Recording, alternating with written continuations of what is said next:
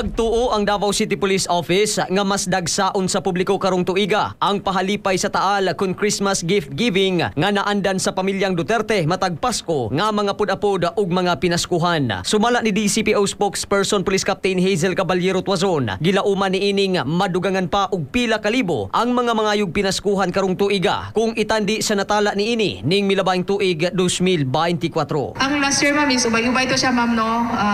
This year siguro naghatag naman og statement ang atong Vice President ma'am nga magpadayon gihapon ang ilang paghatag ug pahalipay. Siguro mas mudaghan siguro this year kay last year ma'am more than 20,000. Siguro karon 25,000 lang siguro ma'am, 25,000. Nunot ni ini hugot nga seguridad sab ang gitakdang ipahigayon sa kapulisan alang sa luwas ug hapsay nga kapahigayunan sa tibuok aktibidad. For the Pasko sa Taal ma'am no, natay more than 2,000 personnel from Davao City Police Office composed of PNP and police auxiliaries. Wala pa labot ang other security personnel ana ma'am. Dili lang from Davao City ang mangayo ana og pinaskuhan ma'am no. Napay mga outside Davao City ana and ang linya ana is abot siguro puan. So ang atoan lang yun diha magtaron lang ta kaya ang atoang Davao City PNP and other security personnel is ana diha para ma-maintain ang kahamsay ug kalinaw ma'am. Ang implementation sa atoang Davao City Ordinance is kanunay gyud na siya ma'am, dili gyud na siya mawala. Na dili ta magpatakaw paning gerilyo kung nata diha sa mga pampublikong lugar kay wala gyud tay pasaylo diha ma'am. As per instructions sa atoang City Director kung naay violators issue citation tickets ma'am. Nasayran nga matag panahon sa Pasko, ginadugok sa publiko ang ancestral house ni former President Rodrigo Duterte sa Taal Road, Central Park Subdivision, Bangkal, Davao City. Gumikan sa inisyatibo ni ining pagpanghatag og grocery packs, pack lunch, gift certificates ug bisan kwarta ngadto sa nilibo ka mga individual. Bisan usab nga ana sa The Hague, Netherlands ug ilalom sa kustudiya sa International Criminal Court ang kanhi pangulo. Gikumpirma sa pamilyang Duterte, ilabi na ni Vice Presidente Sara Duterte nga ipadayon ni ini ang naandan sa ilang amahan nga paghatag og kalipayon ngadto sa katawhan matag panahon sa Kapaskuhan. Mga katropa, aron mas ma-enjoy ang selebrasyon sa tibuok Pasko, importanteng mabatnan ang healthy nga panglawas. Mag-Xanthone Vitamin C alang sa nakiusang Pilipino para sa Pilipinas. Katropang Marvin Ebano, XFM News.